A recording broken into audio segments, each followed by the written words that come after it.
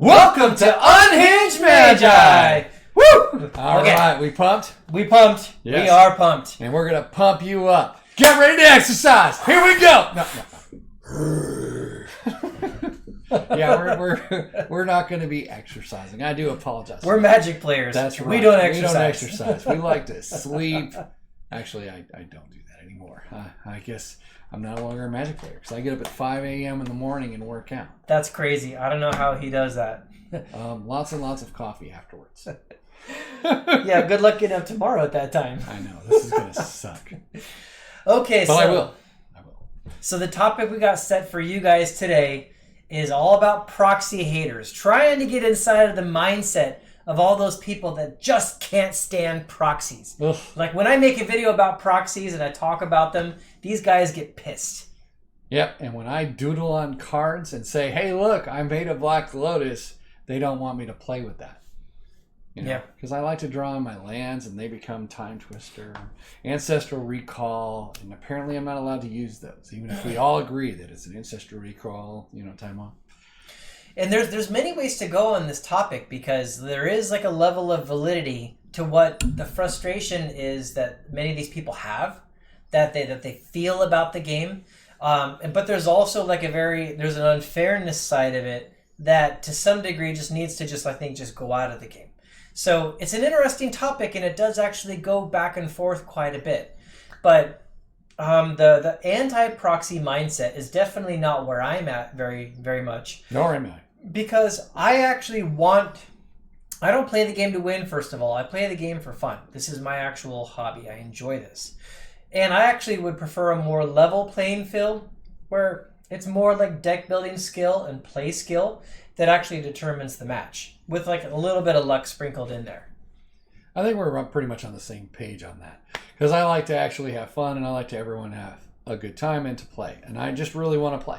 I think that's the most key important ingredient playing. However, when proxy players get into tournament mode, that's where it draws a big giant problem because people have invested money in giant expensive cards. Yep. And yeah, in those tournaments, when they've put that money into those cards and they show up and they've tuned their deck and they're all ready and they've had so much effort and focus and wealth put into it, and then some jackhole shows up, with like an island, with like Jace the Mind Sculptor written on or something like that. Yeah. There's a little bit of validity to be upset about that because, that person didn't have to go through the sacrifice that this person actually did. So I can definitely get that perspective, like where that anger actually comes from. But on the other hand, like Magic was never really intended to be a game that was like that level of expense. I mean, Richard Garfield himself has said he didn't want those cards, any of these cards, to become that expensive. He never thought they would. Yeah, his highest expected value was like $50. I believe that was in the interview that we watched. Yeah. Well, I watched. Did you watch it? Well, I've heard him make that same kind of statement, several different points. So I know that that's a factual statement that Richard Garfield has said. And so, it can definitely like thwart the game one side or another. Now, to be clear though, Magic the Gathering has always been a game where like if you have money, you're going to be more competitive. It leans towards the unfairness side just based on the fact that it's always changing, it's always ebbing and flowing. Your collection has to be very fluid and dynamic, or you have to have money to keep putting into it. And the people that could do that they found themselves with the better cards. They did. It's not like poker where there's only 52 cards. You get a random assortment of cards, but it's always going to be 52 cards, and it's the same 52 cards all the time. Mm-hmm. So if they reprinted every single card every single year, or you can just go request your cards every single time that you wanted them, then your cards would have zero value. And therefore, it wouldn't be a collectible card game at that point. Yep. It's just cards. And then it would be just like poker. And then you would just go, okay, I'm sorry, I just need a brand new Black Lotus. You just go get a brand new Black Lotus. You need a brand new Jace the Mind Sculptor. It costs you about $1. You go and get it for $1.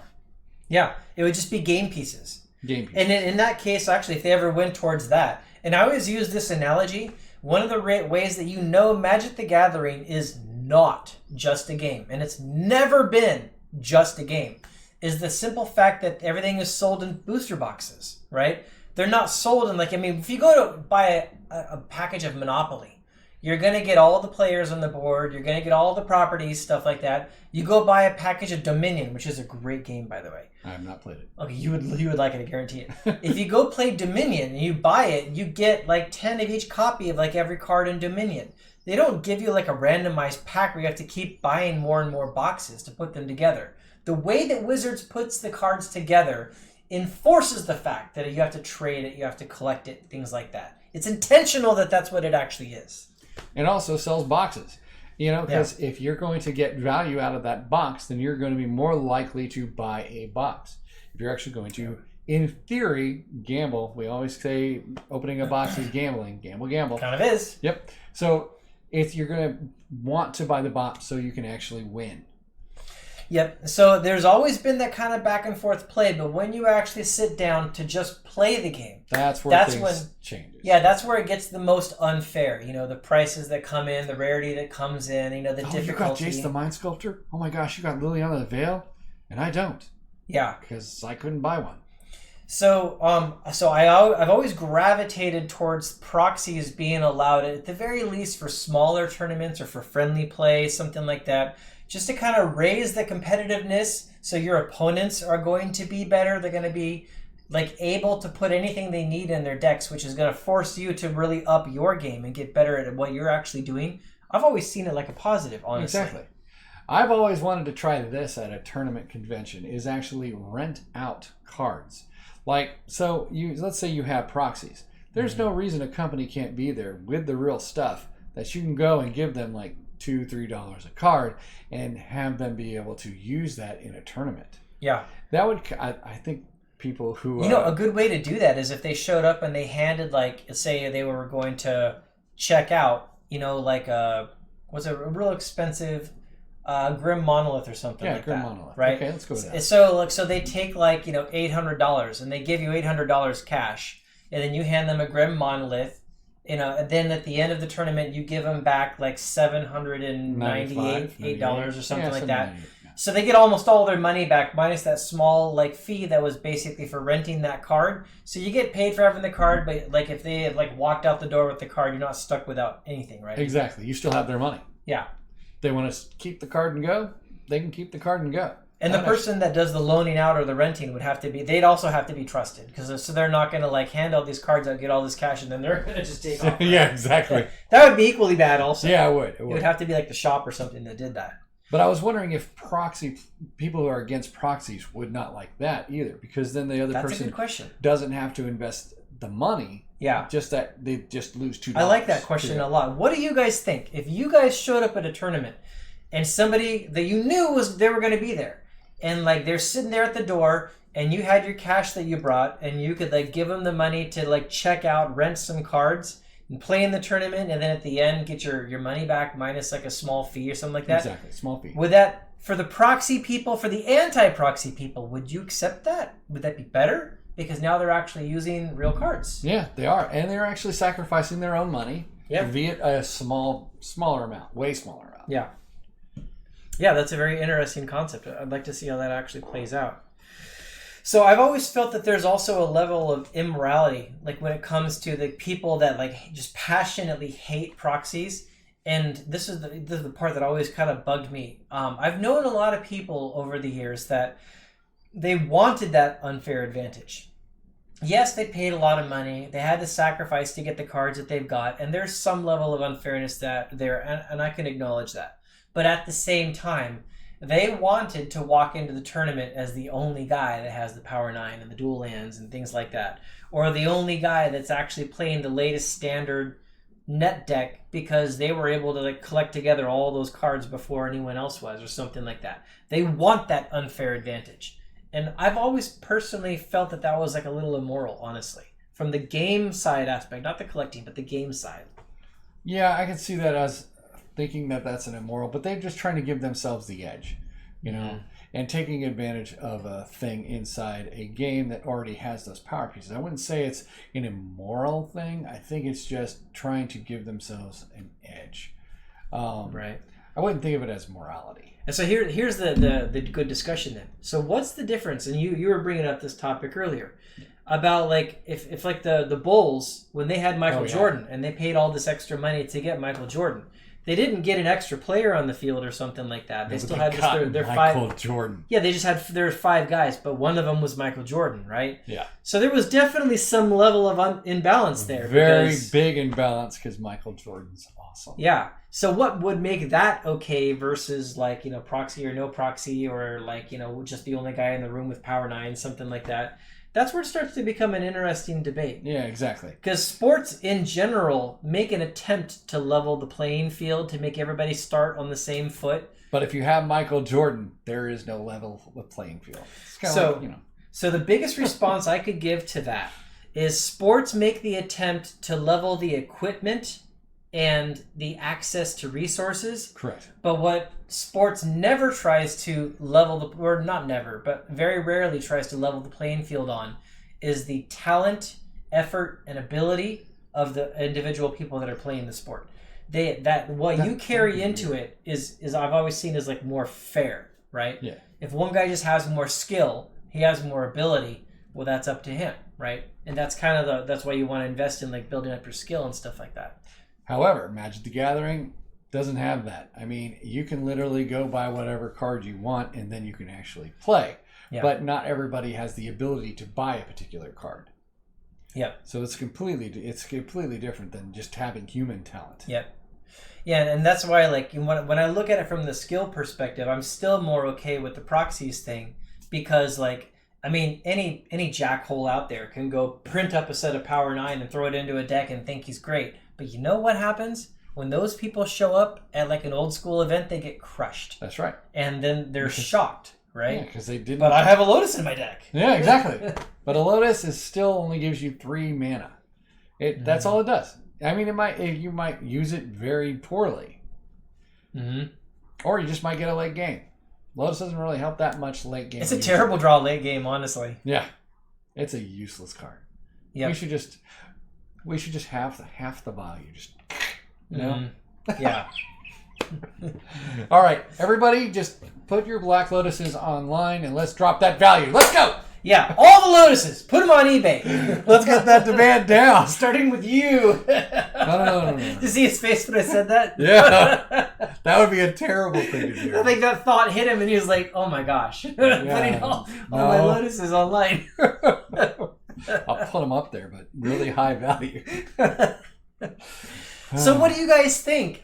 Do some of you guys get irritated at the people that get irritated about proxies? Do you like it? I know there's still a lot of debate out there. Some people are on the fence. But what I've definitely found over the years, if I can sit a person down and I can just logically just talk them through the topic, almost every time people will come to a place where they realize that there's definitely, for the gaming aspect, there is a good side to proxies. However, when they talk about winning the prizes, that's when it starts to get into the hazy zone. Yeah, I agree. The DCI and the tournament levels and all that kind of stuff, and wanting to be on the top, that's an aspect of the game. But how does that change, though? Like, if you talk about old school, like I've literally got a deck, no joke, that's probably worth a good $80,000, right? Like one deck, right? When you're talking about proxying like a $300 deck or a $1,000 deck for Modern or something, that's one thing. But if you're like, hey, go spend your $80,000, dude, or you're not competitive. Yeah. I think that changes it a little bit. I think it changes a lot. Yeah, I think that leans it back towards proxies, when it honestly. Takes over a year's salary, then you should not, I mean, come on. I had a couple times in videos where I'm talking about proxies and people will come in and be like, there's no reason to proxy whatsoever. It's so stupid. Everybody should just buy their cards. And like almost every time when I see that kind of comment, I'll reply like, you realize that the deck I showed in this video is $80,000. And you're telling people, don't be a douchebag, go spend your $80,000. And then like they always go silent. Yeah. The person that made that comment before, they just go away. Yeah. I mean, what are they going to say? Yeah. College school skid going to pay $80,000 to get a card? You cheap jerk. Don't be a jerk. Go spend your $80,000 and buy that stupid deck and stop whining. It's not reasonable, people. No. But if it's a $200 deck, fine. Yeah. It's just that they go buy the stupid cards. That's a whole different ballpark. So the price of it, I do think, changes it, honestly. Oh, yeah, it does.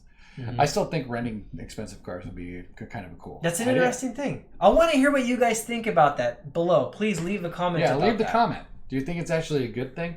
I'm not talking about whether or not people could steal the cards. I'm not talking about whether or not a company should do that. I'm just saying if they did do that and there was a safe way that they could do the transaction, we have to assume that no one's going to be able to steal the cards and everything's going to be fine.